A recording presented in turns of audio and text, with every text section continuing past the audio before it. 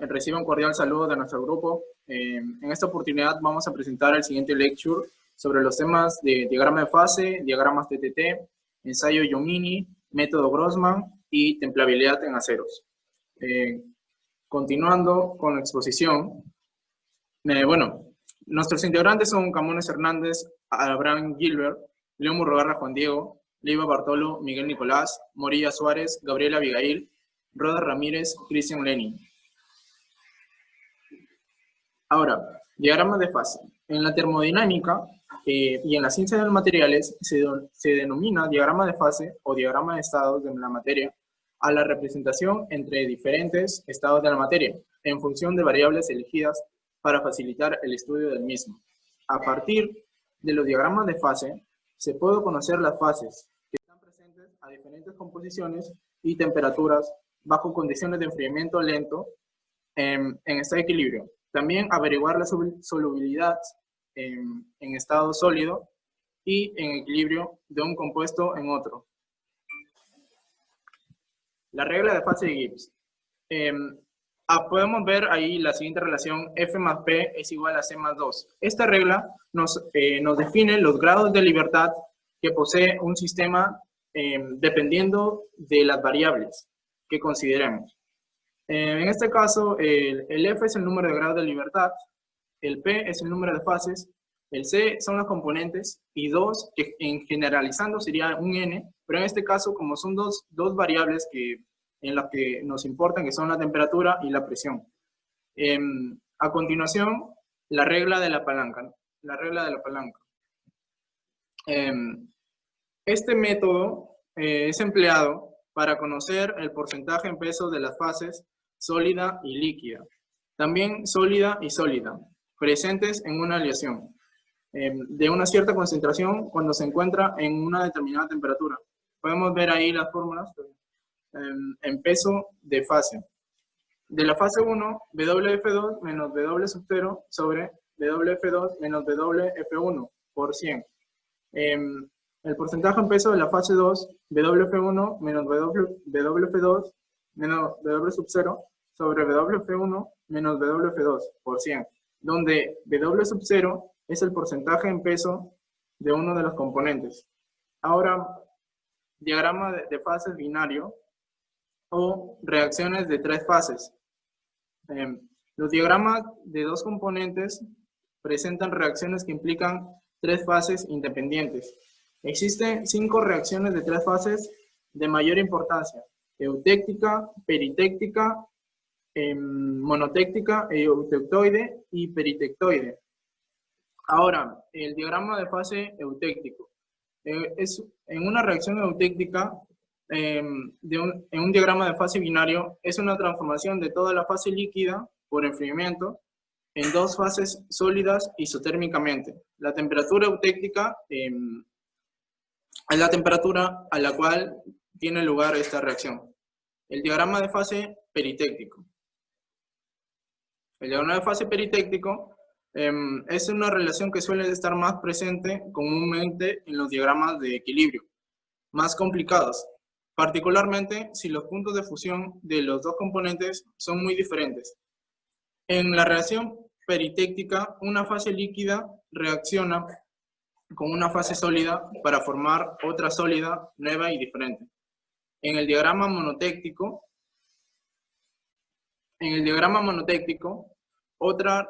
es otra reacción invariante de 3 fases que ocurre en algunos diagramas de fases binarios en la reacción monotéctica, donde una fase líquida se transforma en una fase sólida y otra líquida. Ahora, reacciones eutectoide y peritectoide. La reacción eutectoide se asemeja a la eutéctica, ya que se forman 2 fases a partir de una durante el enfriamiento. Sin embargo, la eutectoide en su fase de descomposición es sólida, mientras que la eutéctica es líquida. La peritectoide, ahora por el lado del peritectoide, una fase sólida reacciona con una líquida para producir una nueva fase sólida.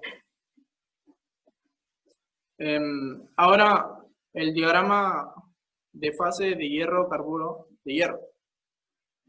En este diagrama se acostumbra a representar hasta la porción de interés que contiene 6,67% de carbono. Esta es la sección entre el hierro puro y el compuesto intersticial denominado carburo de hierro o cementita, que contiene 6,67% de carbono en peso. En este diagrama de carburo de hierro se descomponen en tiempos muy largos, lo cual lleva a la generación de hierro y carbono en forma de grafito. Por otro lado, el diagrama también aparece en diferentes formas alotrópicas del hierro. Por ejemplo, a los 1537 grados se encuentra como hierro delta con estructura BCC. A 1401 se encuentra como hierro gamma, o la austenita con estructura FCC. A 908 grados se transforma en hierro alfa o ferrita con estructura BCC. En el diagrama se puede encontrar una división de dos grandes secciones, la de los aceros y de las fundiciones, que son hierros fundidos o hierros calados. Con los diagramas de TTT. ¿Qué es TTT? Es tiempo, temperatura y transformación.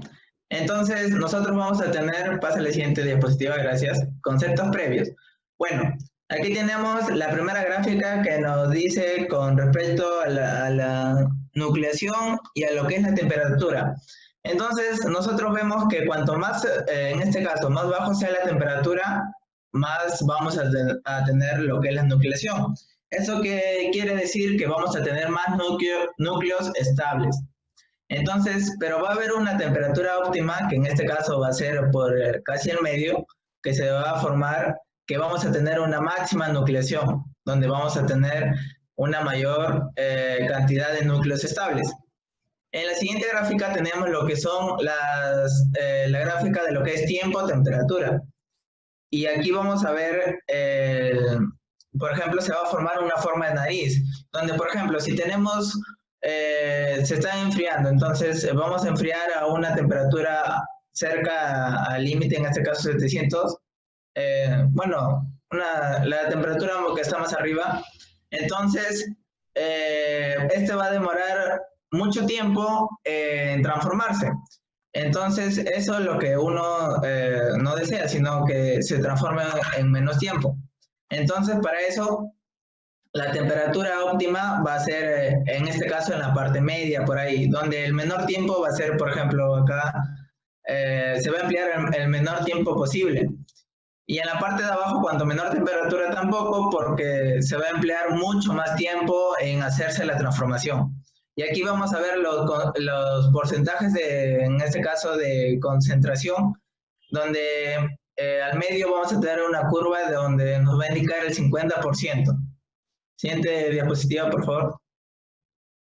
Tenemos lo que son las cinéticas de transformaciones en estado sólido. Aquí, por ejemplo, tenemos lo que es la ecuación de Abrami, que nos permite relacionar lo que es el tiempo y, en este caso, el eje de las ordenadas. Pero hay un problema con Abrami, que no nos permite relacionar lo que es directamente tiempo y temperatura, que en lo que diagramas de fase siempre vamos a emplear. Para eso se emplea otra fórmula, que es la velocidad de transformación, y que aquí la tenemos. La mayoría de las transformaciones en estado sólido, como sabemos, no transcurre instantáneamente. No decimos que vamos a pasar de una fase a otra rápidamente, sino que estas toman un tiempo en pasar. Y esto especialmente patente en transformaciones que implican fenómenos de difusión, en este caso que dependen de la temperatura y del tiempo. Aquí tenemos lo que son los diagramas aplicados en acero ultraitoide. ¿Por qué nos enfocamos precisamente en esto? ¿Por qué? Porque en los aceros ultraitoides creo que en su 90% son la mayoría de aceros en los que se trabaja. Entonces, primero nos enfocamos aquí. Esta gráfica nos muestra si regresamos a nuestro diagrama de fase, vamos a trazar una línea vertical justo en donde pasa de austenita a perlita, y se va a ver que en 720, 729 se va a realizar el cambio de fase. Entonces, ahí nosotros vamos a tener el siguiente diagrama. En este caso, en acero eutectoide. Entonces, de acuerdo al diagrama, vamos a encontrar lo que es la perlita gruesa en la parte de aproximadamente, bueno, lo que es todo perlita, aparte de 550 grados para arriba hasta los 700 y pico, vamos a encontrar perlita. Para abajo vamos a encontrar lo que es vainita, y al final a temperaturas muy bajas vamos a encontrar lo que es martensita. Entonces nosotros tenemos arriba, ahí podemos ver que, por ejemplo, a 700 grados, si se va a demorar algo de 100 segundos en transformarse en lo que es perlita, en perlita gruesa. Y la primera curva va a demostrar cuándo inicia la transformación. Y la segunda curva es cuando acaba de transformarse. Entonces, ¿puedes pasar, compañera? Nosotros, como hemos visto, vamos a encontrar lo que es perlita gruesa, perlita y vainita, pero esta se subdivide en lo que es perlita gruesa y perlita fina, y vainita superior, vainita inferior y lo que es martensita. La perlita siempre se va a formar como una especie de láminas, ¿ya? Entonces, nosotros tenemos lo que es la perlita gruesa. Se forma para enfriamientos suficientemente lentos, como hemos visto, a temperaturas aproximadamente de los 729 grados Celsius, descrita en diagrama de cementita, con una relación de aproximadamente, creo, de 8:1 entre láminas de ferrita y lo que es cementita. Tenemos también lo que es la perlita fina. A medida de la transformación ocurre a temperaturas, en este caso, bajas comparado con la que se realiza la perlita gruesa. Las láminas de perlita se hacen más delgadas, entonces por eso que se llama lo que es la perlita fina.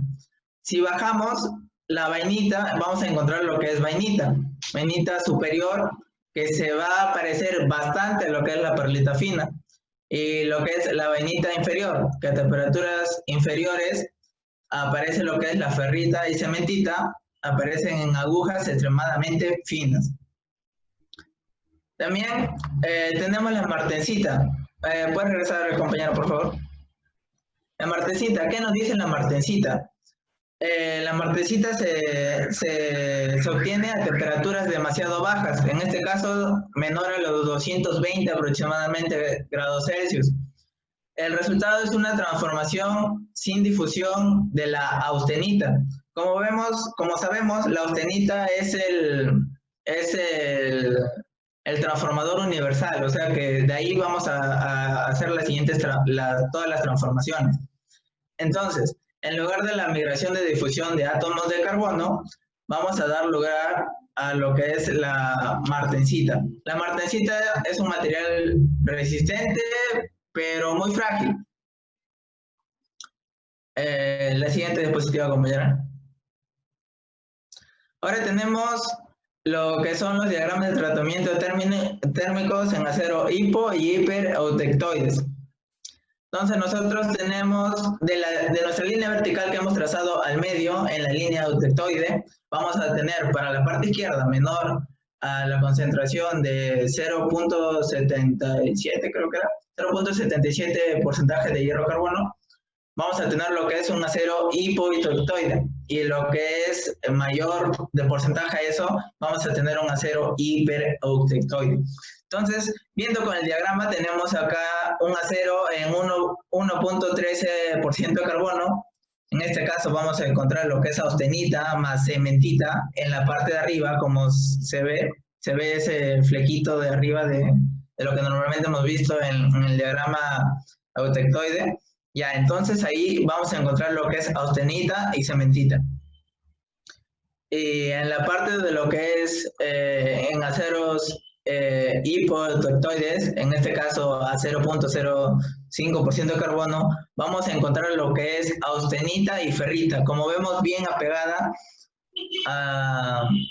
al diagrama, en este caso acá. Puedes pasar por favor a la siguiente diapositiva. Ahora vamos a hablar de los tratamientos térmicos. Tenemos acá el temple, el revenido, el temple parcial, el recocido y el normalizado. En este caso el temple es el enfriamiento demasiado rápido de lo que es el material metálico. En este caso el temple se puede hacer en aceite, en aire o en agua. Y la velocidad, o sea, la velocidad tiene que ser muy rápida para que se pueda enfriar el material y así obtener lo que es martensita. Bueno, en la mayoría es martensita, si que enfriamos muy rápido. También es el caso de los aceros, se logra ya. Tenemos lo que es también el revenido. ¿El revenido de qué va a tratar? Bueno, el revenido es el calentamiento tras el temple a temperatura que permita la transformación. En este caso es el acero de martensita revenida en aceros que elimina excesiva dureza y fragilidad de la martensita, resultado de previamente lo que hemos hecho que es el temple. También tenemos lo que es el temple parcial. ¿Y a qué se refiere? Es el enfriamiento brusco hasta el temple, o sea, ligeramente superior a las del temple, para que la lesión se transforme no en su totalidad, sino solamente, como su mismo nombre lo dice, parcialmente. Ahora tenemos lo que es el recocido. El recocido es el tratamiento a elevada temperatura, pero con una máxima velocidad de transformación, seguido de, en este caso, un enfriamiento lento. Tenemos también lo que es el normalizado. ¿Qué trata el normalizado? Bueno, es un calentamiento que oscila aproximadamente, se hace a partir de los 55 a 85, 90 grados Celsius por encima de la temperatura.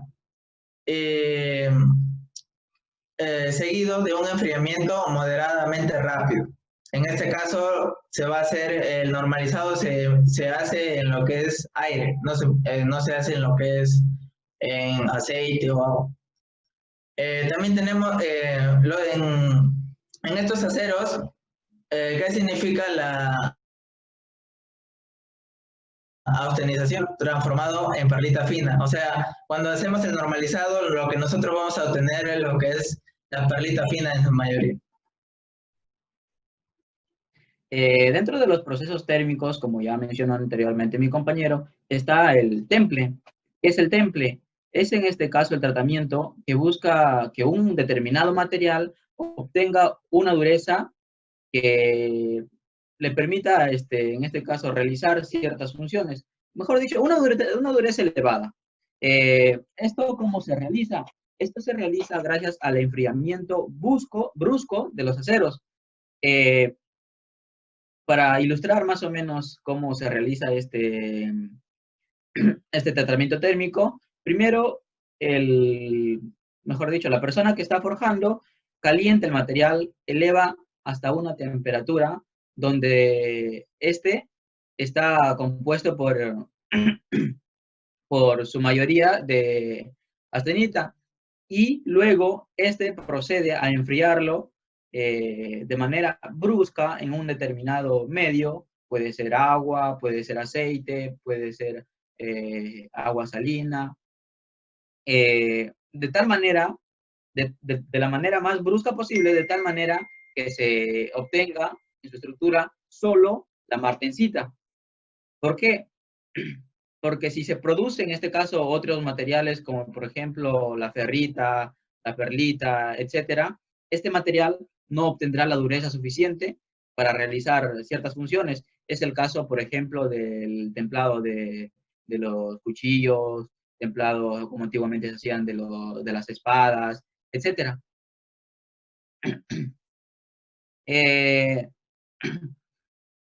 Como medios, en este caso, el medio del temple. ¿Qué es? El medio de temple, como ya mencioné, puede ser agua, aceite, incluso solución salina.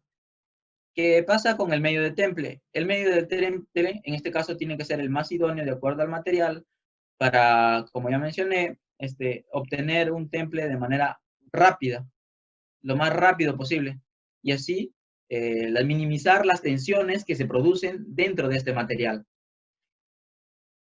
Una de las principales ecuaciones que en este caso determina la relación, en este caso en que demora cierto material en enfriarse, es la que podemos evidenciar, donde M es el coeficiente de película. ¿Qué es el coeficiente de película?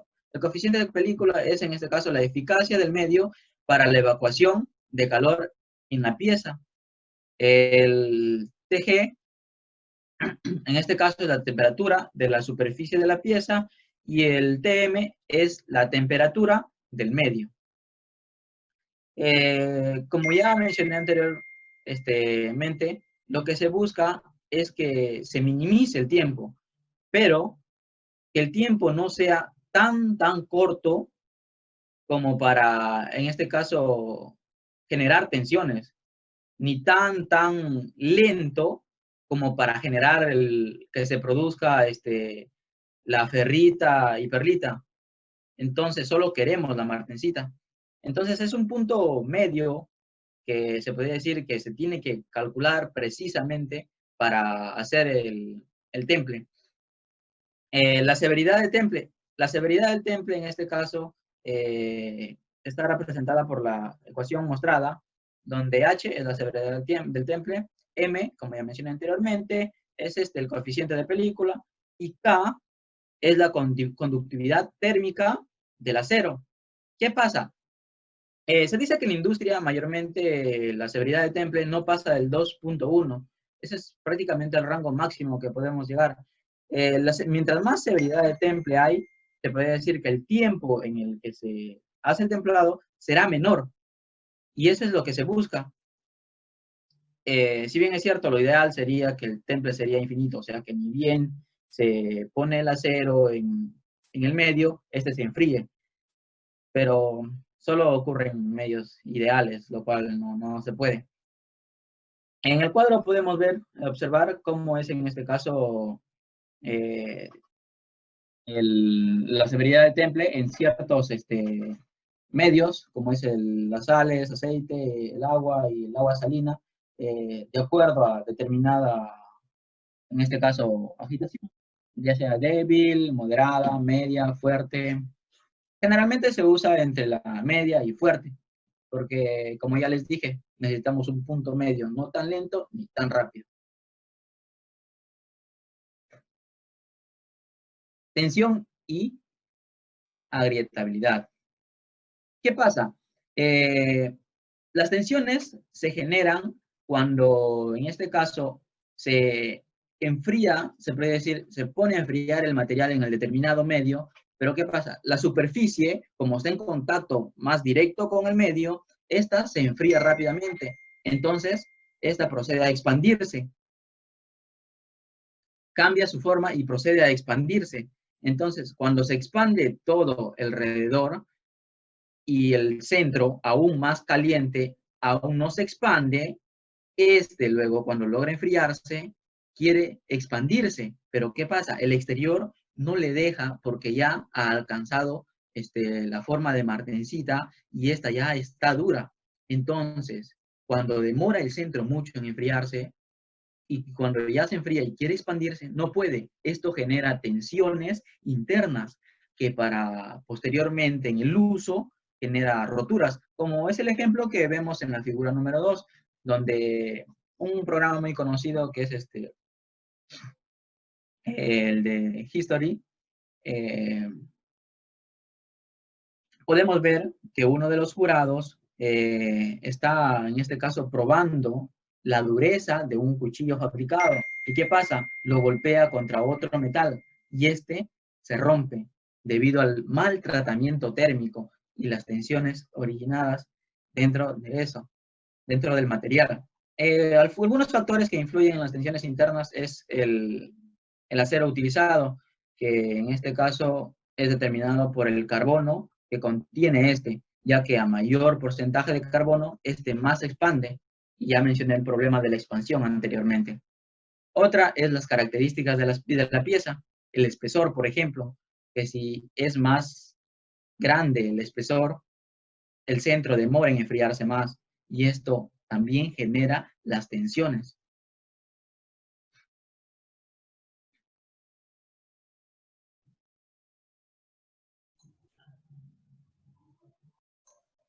Continuando con el lecture, yo le explicaré el ensayo Yomini. ¿Cuál es la finalidad de este ensayo? Este ensayo busca medir y comparar la templabilidad de diversos tipos de aceros. Utiliza una probeta de 25 milímetros de diámetro y 100 milímetros de longitud. Esta probeta tiene que haber sido austenizada. Luego de esto se saca del horno y se pasa rápidamente a un soporte, como el que vemos en la figura número 2. En este soporte, la probeta recibe un chorro de agua en la parte inferior, solo en la cara inferior. Luego de 10 minutos se retira la probeta del soporte y se enfría, sumergiendo esto en agua. Luego se realiza un pequeño chaflán en la parte de aquí, de manera rectificada. Y a lo largo de esta generatriz se mide la dureza Rockwell. Esto se mide en HRC. Una vez que se haya medido la dureza en diversos puntos, pasa a trazarse una curva. En esta curva se puede graficar el nivel de dureza adquirido y la distancia Yomini. Esta distancia es la distancia desde la base inferior hasta el punto marcado. Un dato importante es que como la base fue enfriada, fue templada. Esto quiere decir que se formó martensita en esta cara incidente del chorro con agua. Bien, continuando con la exposición, ahora vamos a hablar del método Grossman, ya para finalizar. Bien, el método Grossman, más que todo nos ayuda para probar la templabilidad, En este caso utiliza una serie de barras de acero cilíndricas de diferentes diámetros, endurecidos en un medio de enfriamiento dado, ¿correcto? Bien, después de seccionar cada barra a media longitud y lo vamos a examinar metalográficamente, la barra que tiene un 50% de martensita en su centro, es seleccionado, ¿correcto? Y el diámetro de esta barra, se le asigna un valor, un valor que la vamos a llamar nosotros diámetro crítico, diámetro crítico. Bien. Ahora, el valor de esta fuerza correspondiente al 50% de martensita se va a determinar exactamente con el centro de la barra que tiene el diámetro crítico. Otras barras con un diámetro más pequeño que el diámetro crítico tienen más del 50% de martensita en el centro. Sin embargo, Sin embargo, las que tienen, y también tienen mayor dureza, ¿correcto? Sin embargo, las que tienen diámetros mayores al diámetro crítico alcanzan el 50% de martensita solo hasta una cierta profundidad, Solamente hasta un cierto límite. Como se muestra en la figura que ven acá, Ahí están, dice determinación del diámetro crítico según Grossman, ¿correcto? Esa figura de ahí nos va a ayudar mucho, Ahí, como podrán ver, tenemos diferentes diámetros para diferentes barras de metal, ¿correcto? Ahora, el diámetro crítico es válido para el medio de enfriamiento en que las barras han sido apagadas, o sea, un enfriamiento rápido. Si uno de estos varía el medio de enfriamiento, obtendremos un diámetro crítico diferente para el mismo acero. O sea, basta que varíe el medio de enfriamiento, ya vamos a tener diferentes diámetros críticos para el mismo acero. O sea, no va a cambiar el acero va a ser el mismo. Solamente lo que va a cambiar es el método de cómo lo vamos a enfriar. Y eso afecta demasiado al diámetro. Bien, para identificar un medio de enfriamiento y su condición Grossman, Grossman introdujo al enfriamiento un factor de intensidad que le vamos a llamar H, Como acá están viendo en la figurita, ahí está el factor de intensidad H, más que todo para el aceite, para el agua, ¿correcto? Y para la salmuera, brine. Bien, los valores de H, como lo vean acá en las En la tabla, si se dan cuenta, está mediante una cierta intensidad de agitación. Cuando no hay agitación, cuando hay una pequeña agitación, cuando hay una agitación moderada, una buena agitación y una violenta agitación, por así decirlo, exagerando, una agitación demasiado descontrolada, ¿no? Como podrán ver en esa tabla. Bien, de esta tabla, la gran influencia de la tasa de agitación en intensidad de enfriamiento, como se lo podrán ver, es demasiado evidente. Para determinar la temperabilidad del acero, independiente del medio de enfriamiento, Grossman introdujo un diámetro ideal, ¿okay? Un diámetro crítico ideal, que se define como el diámetro de un acero, dado que produciría 50% de martensita en el centro, cuando se enfría en un baño de intensidad de enfriamiento, y, como se dice, cuando la intensidad H tiende al infinito. Ahora, este término de H cuando tiende al infinito, ¿ok? Es obviamente una idea hipotética, ¿no? Porque el infinito es algo que no se puede calcular, es algo hipotético, ¿no? Algo teórico, ¿correcto? No es real. Bien, bueno, es una idea hipotética la intensidad de enfriamiento que reduce la temperatura de la superficie de acero, ¿ok? Del calentado a la temperatura del baño en tiempo cero. Ahora, Grossman y sus compañeros de trabajo también construyeron una tabla que se muestra en la figura 5.6, ¿correcto? Ahí está. Bien. Que permite la conversión de cualquier diámetro crítico para un valor de H dado, para un valor de, en este caso, de intensidad, correspondiente al diámetro crítico ideal, de cualquier acero que estemos trabajando, ¿no? Bien, ¿qué más? Como podrán ver acá en las figuras, tenemos el diámetro crítico ideal en función del contenido del carbono y el tamaño de grano. En este caso de la austenita, ¿ok? Para aceros al carbono lisos, y bueno, ¿correcto? Eso de ahí los que están viendo en la gráfica, si se podrán dar cuenta, hemos hecho una amplificación en este rango de intensidad, ¿ok? Como lo ven encerrado acá. Hemos hecho en la gráfica que está al lado derecho, hemos hecho una ampliación más que todo para poder identificar el diámetro ideal respecto al diámetro crítico de la primera figura, ¿ok? ¿Qué más? Por ejemplo, como podrán ver ahí, después de enfriar en agua, ¿ok? Obviamente agua sin gas, agua pura, cuando el factor de intensidad vale 1, ¿ok? Una barra redonda construida de acero, ¿ok? Cualquier acero, llamémoslo ese acero A, ¿ok? Tiene un diámetro crítico de C, ¿ok? De 28 milímetros, ¿ok? Según como ven acá en la figura. Bien. ¿Qué más? Esto corresponde, ¿correcto?, a un diámetro ideal, ¿ok? Esto corresponde a un diámetro ideal de 48 milímetros. Ahora, si tuviéramos otra barra redonda construida con otro tipo de acero, que le vamos a llamar acero B, después de enfriar, digamos, ya no en agua, sino en aceite, con un factor de intensidad de 0,4, ya hemos visto en las tablas anteriores, tiene un diámetro crítico, en este caso, de 20 milímetros. Pero, convirtiendo este valor, usando la figura que ven ahí, nos proporciona un diámetro ideal de 52 milímetros. Por lo tanto, en el acero B, ¿ok?, tiene una mayor templabilidad que el acero A, ¿ok? Ahí ya más que todo se nota la diferencia entre templabilidades de los aceros. Para finalizar esta exposición, hablaré sobre las conclusiones. La primera es que como existen diversos materiales, es importante conocer los diagramas de fase para saber la composición de aleaciones que se pueden hacer con estos y cómo es que las fases de cada material podrían servir para diferentes usos. Otra conclusión es que como existen muchos tipos de tratamientos térmicos, es importante conocer cada uno de ellos y saber cómo aplicarlos según el producto que nosotros queremos obtener.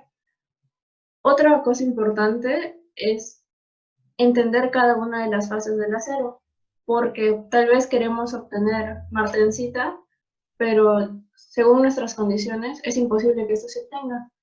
Entonces es importante poder leer un diagrama TTT o un diagrama CTT. Gracias. A continuación, nuestras referencias bibliográficas.